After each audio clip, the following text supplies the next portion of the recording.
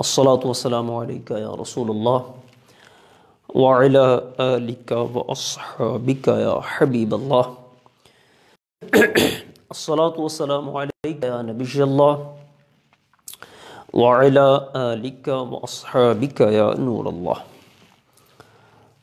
قال الله تبارك وتعالى في القرآن المجيد يوصيكم الله في أولادكم وقال رسول الله صلى الله تعالى عليه وسلم من صلى علي في يوم 1000 مرة لم يمت حتى يرى مقعده في الجنة أو كما قال رسول الله صلی اللہ تعالی علیہ وسلم۔ فرمان مصطفیٰ صلی اللہ تعالی علیہ وسلم ہے کہ جس نے دن بھر میں مجھ پر 1000 مرتبہ درود پاک پڑھا یہ اس وقت تک نہیں مرے گا جب تک جنت میں اپنی جگہ نہ دیکھ لے۔ صلو علی الحبیب صلی اللہ تعالی علی محمد صلی اللہ علیہ یا رسول اللہ۔ جامعات المدینہ کے تحت جو 12 روزہ دورہ میراث ہے اس کا آج ہمارا سبق نمبر 5 انشاءاللہ یہ شروع ہوگا۔ تھوڑی سی بات ہم جو جمعرات کو سبق ہوا تھا اس میں آخری 2 مثالیں ہم نے بیان کی تھیں، یہ ان کو بورڈ کے اوپر میں نے لکھ دیا ہے۔ اس میں ہم نے ماں کا جو تھا آخری حصہ بیان کیا تھا۔ اس میں بیان یہ کیا تھا کہ ماں کو جب شوہر موجود ہو یا بیوی ہو تو اس کو شوہر یا بیوی کا حصہ دینے کے بعد اس میں سے جو باقی بچے گا اس میں سے ثلث یہ ماں کو دیا جائے گا۔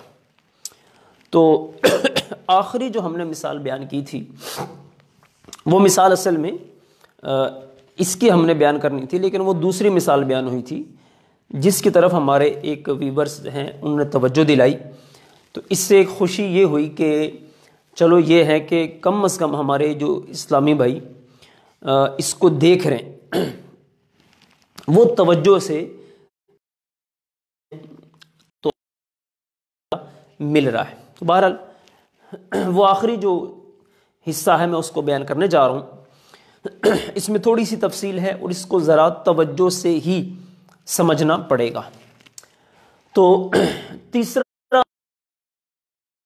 یہ تھا کہ اگر ماں کے ساتھ میت کا شوہر ہے یا بیوی ہے، یعنی اگر بیوی فوت ہوئی تو شوہر ہوگا اور اگر شوہر فوت ہوا ہے تو بیوی ہوگی، ان کا دینے کے بعد ماں کو ثلث ملے گا ماں بقیہ کا۔ جیسے اب یہاں دیکھیں جب اولاد نہیں ہے تو شوہر کو ملتا ہے نصف یعنی 1/2، ماں کو دینا ہم نے ثلث ما بقیہ۔ تو ایسی صورت میں تو ماں کو اس صورت میں ملے گا سدس ما بقیہ، یعنی اگر شوہر موجود ہے جی تو اس ثلث ما ادھر سے بھی ثلث ما بقیہ دینا ہے۔ تو جب شوہر ہے اور اب ہم نے یہ جو دینا حصہ، اصل میں جو حصہ جو ثلث ما بقیہ جس کو ہم کہہ رہے ہیں حقیقت میں یہ سدس ہے، 1/6 ہے یہ۔ تو اب جب ہم حقیقت ہے یہ سدس ہے تو اسی اعتبار سے ہم نے یہاں مسئلے کی تقسیم کاری 6 سے شروع کی تھی، جس میں سے 3 ہم نے شوہر کو دیے ہیں۔ اب 3 دینے کے بعد باقی بچتے ہیں 3 6 میں سے، تو اس میں سے پھر ثلث دیا جائے گا ماں کو، وہ تھا 1۔ اچھا یہ ہو گئے 4، باقی 2 بچے وہ باپ کو بطور اسبہ مل جائیں گے۔ دوسرے نمبر پر جیسے مثلا بیوی ہے، اب یہ ہے بیوی کا ربع اور اس کو ثلث ہم نے دینا ہے۔ تو جیسے میں نے بتایا کہ یہ جو ہے सुलुस मा बकिया, तो यहाँ रुबो है, ये सुलुस मा बकिया है।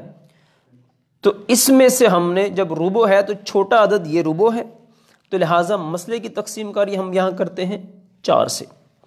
बीवी को 1 दिया 4 में से, अब बाकी बचे हैं 3, तो उन 3 में से एक हिस्सा ये माँ बकिया का मिलेगा माँ को, ये हो गए 2, और फिर बकिया बाप को बतौर असबा मिल जाएंगे 2।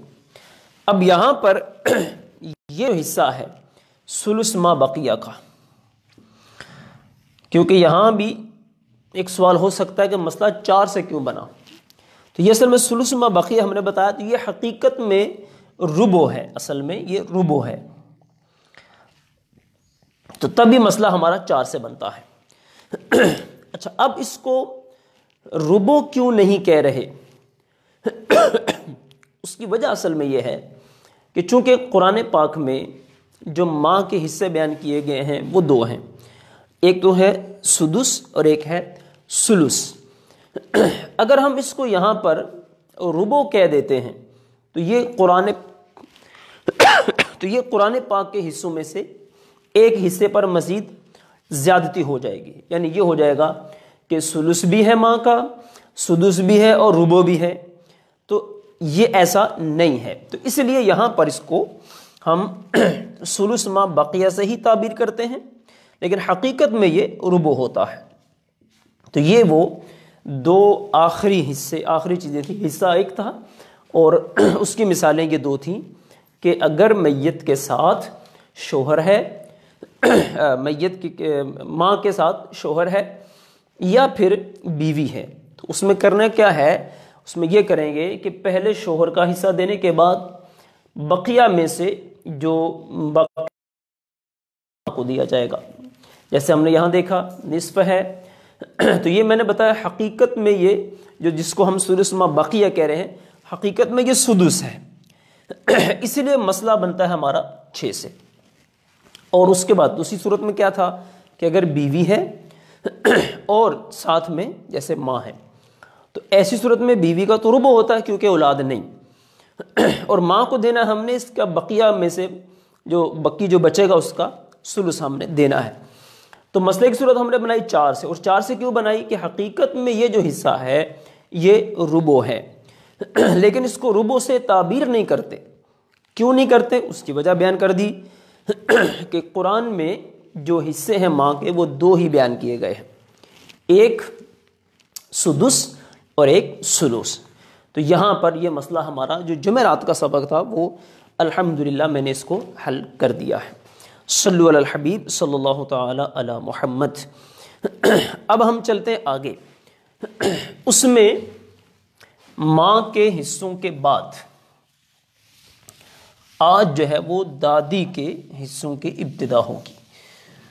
तो अस्हाब फराइज में से दादी जो है ये आती है 7वें नंबर पर, दादी के हिस्सों का बयान।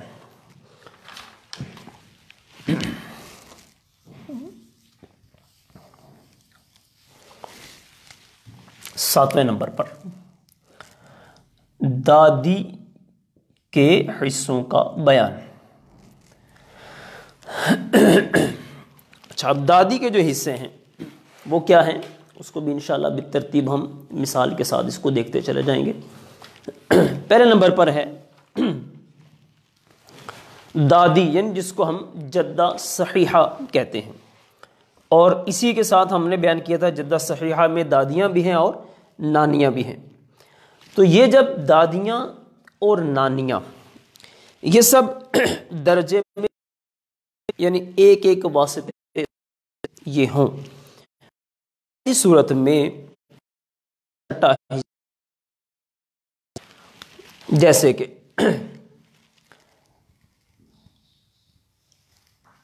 मसलन दादी है और इसके साथ चचा है, तो इनको मिलना है सुदुस।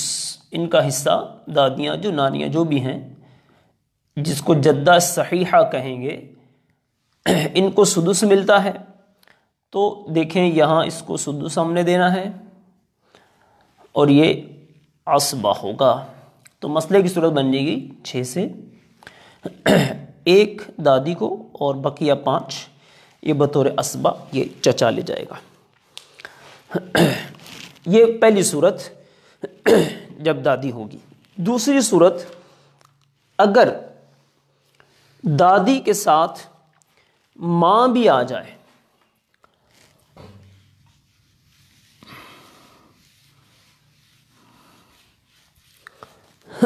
دادی بھی ہے اور اس طرح ماں بھی ساتھ میں آ گئی، تو اب ایسی صورت میں اگر ماں موجود ہے تو اس صورت میں دادی جو ہے وہ محروم ہو جائے گی۔ یہ دادی ہے، چچا ہے، ماں ہے اور ساتھ میں بیوی ہے، تو دادی کی دوسری صورت یہ بنی کہ اگر میت کی ماں موجود ہے تو ایسی صورت میں میت کی دادی ہو جائے گی۔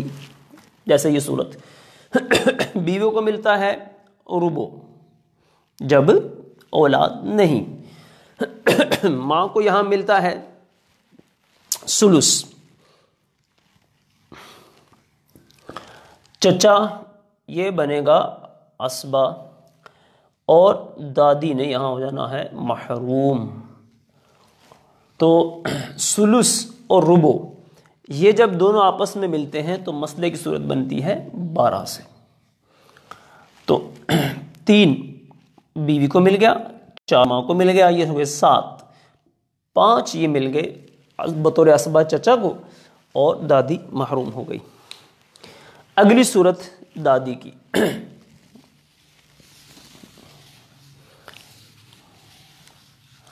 دادی کی ہم نے 2 صورتیں بیان کر دی۔ پہلی صورت ہم نے یہ بیان کی دادیاں جو جدہ صحیحہ ہیں ان کو چھٹا حصہ ملے گا جب یہ درجے میں برابر ہے۔ دوسری صورت ہم نے بیان کی کہ اگر ماں موجود ہے تو دادی محروم ہو جائے گی۔ اسی طرح اگر دادیاں جو باپ کی طرف سے ہوتی ہیں، یعنی جس کو دادی ہی ہم کہتے ہیں، تو باپ کی موجودگی میں وہ دادی بھی محروم ہو جائے گی۔ مثلا اس کی یہ صورت بنے گی کہ میت کا جیسے کہ بیٹا ہے، باپ ہے اور اس کے ساتھ دادی ہے،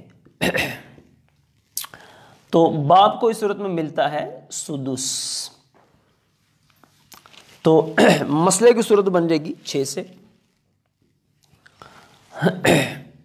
1 باپ کو مل گیا، 5 بطور عصبہ بیٹے کو مل جائیں گے اور دادی اس صورت میں محروم ہو جائے گی۔ اچھا، اس کے بعد دادا کے ہوتے ہوئے اگر دادا موجود ہے تب دادے سے جو اوپر کے درجے بنتے ہیں جیسے پڑ دادی ہے تو وہ بھی دادا کے ہوتے ہوئے محروم ہو جائے گی۔ لیکن اگر دادا موجود ہے تو ایسی صورت میں دادی جو ہے یہ محروم نہیں ہوگی بلکہ اس کو چھٹا حصہ ملے گا۔ یہ تو ایسی صورت میں مسئلہ یوں ہوگا، مثلا یہ دادا ہے، ادھر ساتھ میں بیوی بھی ہے، اس صورت میں دادا تو بنے گا عصبہ،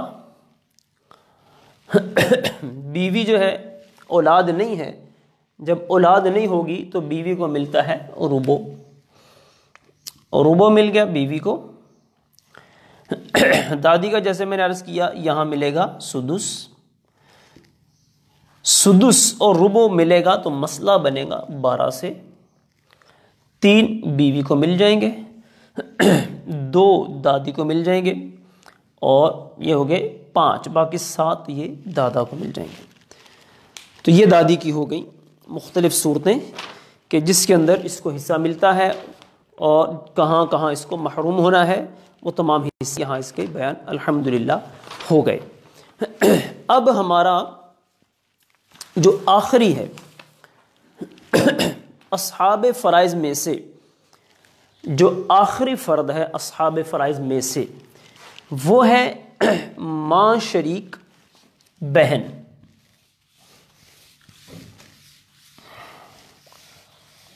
اصحاب فرائض میں سے جو عورتوں میں سے جس کا ہم بات کر رہے تھے، 8واں جو فرد ہے وہ ہے اخیافی بہن۔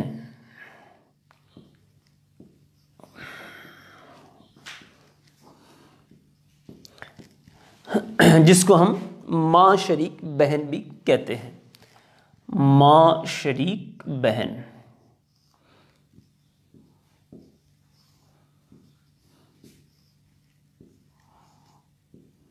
یہ اچھا، اصحاب فرائض میں سے عورتوں میں جو آخری فرد ہے وہ ہے ماں شریک بہن۔ تھوڑا سا آپ پیچھے جائیں گے، جہاں ہم نے ماں شریک بھائی کے حصے بیان کیے تھے، وہاں تھوڑا سا ہم نے تذکرہ کیا تھا بہن کا بھی۔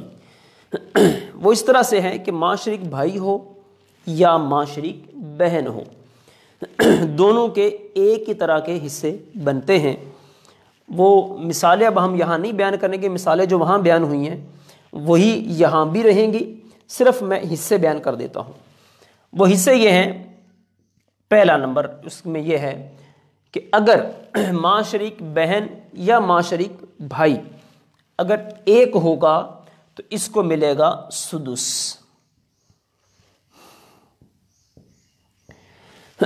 چاہے ماں شریک بھائی ہو چاہے ماں شریک بہن ہو۔ اگر 2 یا 2 سے زائد ہوں گے تو ان کو ملے گا 1/3 یعنی سلس، یا 1/6 یا 1/3 یعنی سلس۔ اور اس کی تیسری صورت یہ ہے کہ اگر بیٹا موجود ہے، بیٹی موجود ہے، پوتے ہیں، پوتی ہے، اسی طرح باپ ہے یا دادا ہے، ان سب کے ہوتے ہوئے یہ اخیافی بھائی یا اخیافی بہن یہ سب محروم ہو جائیں گے۔ تو یہ الحمدللہ ہمارے اصحاب فرائض 12 کے 12 یہاں مکمل ہو گئے۔ 4 مرد ہیں اور 8 عورتیں۔ ان 8 عورتوں میں سے آخری جو تھا وہ تھا اخیافی بہن، اس کو الحمدللہ ہم نے بیان کر دیا۔ اب اس کے بعد چلتے ہیں، اس کے بعد جو سبق آتا ہے وہ آتا ہے عصبات کا۔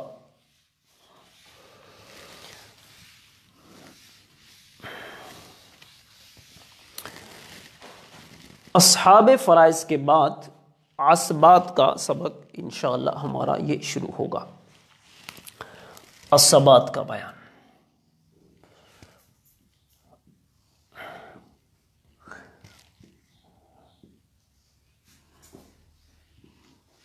یہ عصبات کے بارے میں ہم ایک بات پہلے بیان کر چکے ہیں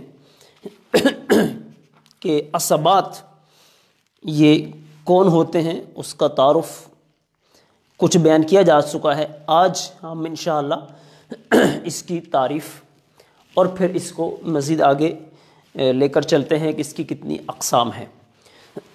تو نمبر 1 ہم نے یہ بات بیان کرنی ہے کہ عصبات کون سے لوگ ہوتے ہیں۔ عصبات یہ وہ لوگ ہیں کہ جن کا حصہ شریعت میں مقرر نہیں۔ اصحاب فرائض ان کو دینے کے بعد جو حصہ بچے گا وہ ہم عصبہ کو دے دیں گے۔ اگر اصحاب فرائض نہیں ہیں، صرف اسبا ہی ہیں، تو کل جو بھی مال ہوگا وہ جیسے اگر قرض ہے اور وصیت ہے، ان تمام چیزوں کو پورا کرنے کے بعد کل مال یہ اسبا کو مل جائے گا۔ اب اسبا ہیں کتنی قسموں کی؟ شروع میں بھی ہم نے بیان تھوڑا سا کیا تھا، 2 قسمیں ہیں اسبا کی۔ ایک ہے اسبا نسبی،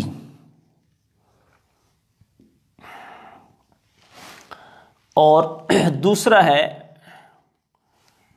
اسبا سببی۔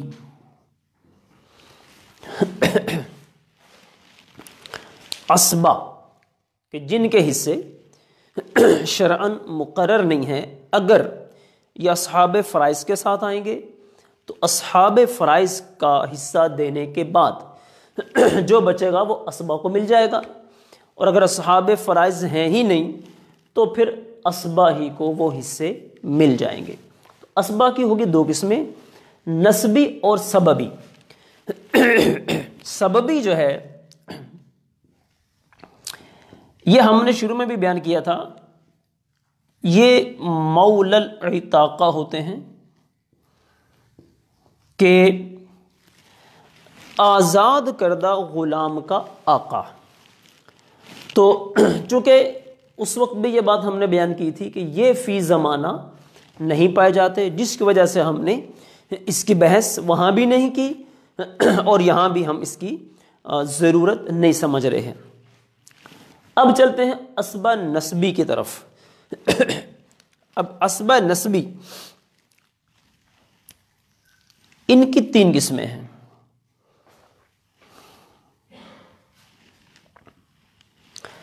اسبا نسبی کی 3 قسمیں ہیں۔ نمبر 1 اسبا بنفسہ،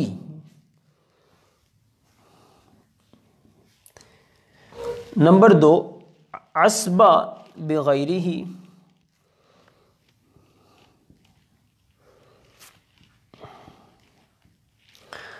اور نمبر 3 اسبا مع غیرہ۔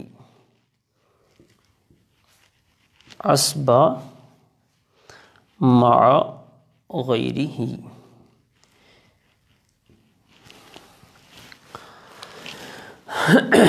اسبا نسبی کی 3 قسمیں ہو گئی، اسبا بنفسہ، اسبا بغیرہ، اور اسبا مع غیرہ۔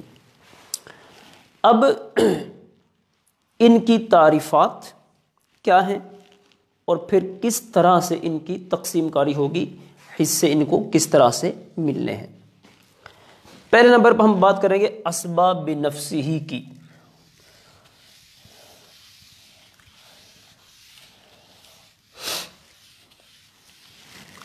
اسبا بنفسہ،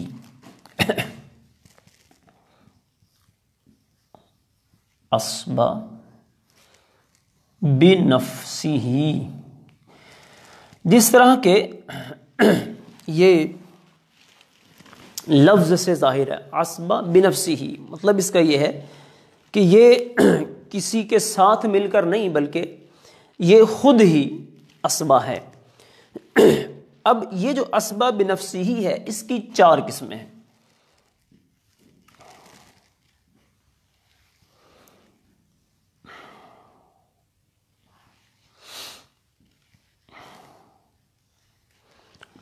چار قسمیں اسبا بنفسہ کی 4 قسمیں ہیں۔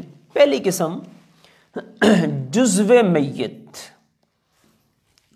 جزو میت۔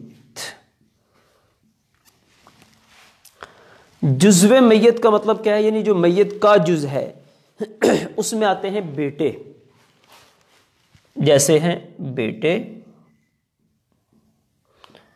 اسی طرح آگے پوتے،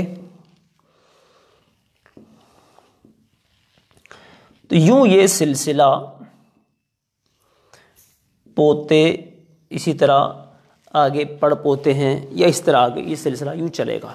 تو جزو میت یعنی بیٹے، اسی طرح آگے پوتے، اور اس طرح آگے جتنے بھی چلتے جائیں گے، پوتے ہیں، پڑ پوتے ہیں، اس طرح سے. تو پہلے نمبر پہ ہوگا جزو میت. دوسرے نمبر پر ہے اصل میت.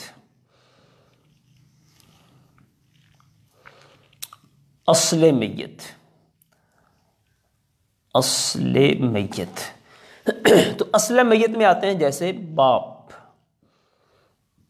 باپ، اسی طرح دادا، یوں آگے پردادا، اور یہ تمام سارے. اور اس کو آسان کر بھی سکتے ہیں ہم یوں کر کے، جزو میت یعنی فروع میت، یعنی میت کے آگے جو سلسلے چلتے ہیں. اصل میت یعنی اصول اوپر تک جو چلتے ہیں. تو جزو میت میں بیٹے ہو گئے، اصل میت میں باپ اور دادا ہو گئے. تیسری قسم، تیسرے نمبر پر یہاں پر آتے ہیں میت کے باپ کا جز. میت کے باپ کا جز. اب میت کے باپ کا جز کیا ہے؟ وہ ہے بھائی. بھائی، اور اسی طرح پھر آگے بھائی کی جو مذکر اولادیں ہیں، بھائی اور بھائی کے آگے مذکر اولادیں، بھائی اور آگے اس کی مذکر اولادیں. یہ ہوگا میت کے باپ کا جز. چوتھی قسم ہے میت کے دادا کا جز. میت کے دادا کا جز. میت کے دادا کا جز کیا ہے؟ جیسے چچا، چچا، پھر اسی طرح چچا کی آگے مذکر اولادیں اور چچا کی مذکر اولادیں. تو اسبا کی ہو گئیں دو قسمیں، اسبا نسبی اور اسبا سببی. سببی کی ہم نے بات نہیں کی کیونکہ وہ بتایا مول الاتاقہ میں آتے ہیں. اسبا نسبی کی ہم نے بات کی، اس کے آگے پھر ہم نے پہلے اولاً 3 قسمیں بیان کی ہیں: اسبا بنفسہ، اسبا بغیرہ، اسبا مع غیرہ. اس میں پھر ہم نے سب سے پہلے لیا ہے اسبا بنفسہ کو. اس کی 4 صورتیں ہیں. نمبر 1 جزو میت یعنی بیٹا، پوتا، اس طرح آگے. دوسرا ہے اصل میت یعنی باپ، دادا، اور اس طرح آگے. پھر ہے میت کے باپ کا جز، جیسے بھائی اور بھائی کے آگے مذکر اولادیں.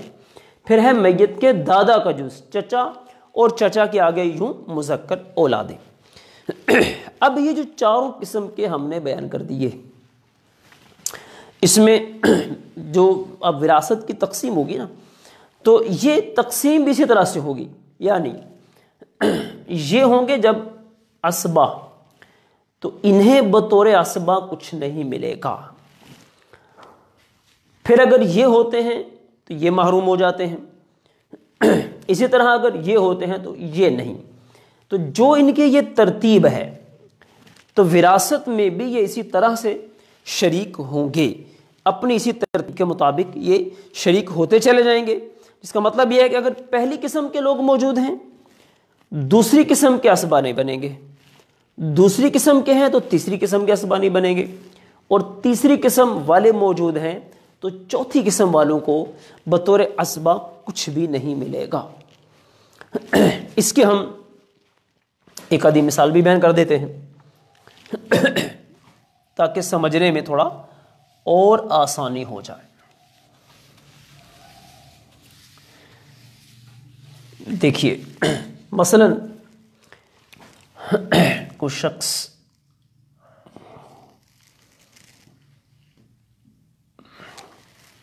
فوت ہوا، جیسے عورت کو فوت ہوئی، تو اس کے وارثین میں ہے شوہر،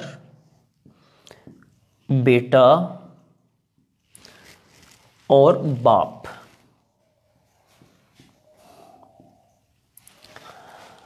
تو اولاد کی موجودگی میں باب کو ملتا ہے ربو.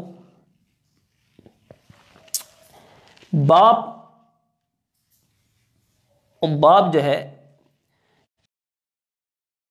یعنی شوہر کو ربو ملے گا بیٹے کے، یعنی اولاد کی موجودگی میں شوہر کو ملتا ہے ربو.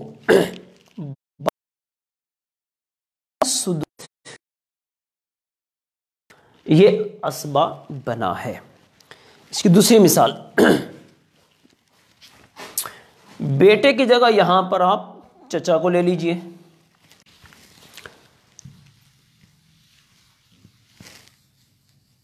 شوہر موجود ہے، بیٹا ہے. پچھلے مسئلوں میں آپ دیکھتے آئے ہیں کہ چچا بھی اسبا بنتا تھا. کئی مثالیں ہم نے اس طرح کی بیان کی ہیں، لیکن بنا تھا وہاں بیٹا نہیں تھا. اس صورت میں مسئلہ چونکہ بنے گا 4 سے، ربع ملے گا شوہر کو، اور بیٹا ہے چونکہ میت کا یہ بطور اسبا ہے، اور یہ چچا یہاں پر محروم ہو جائے گا. چونکہ چچا جو ہے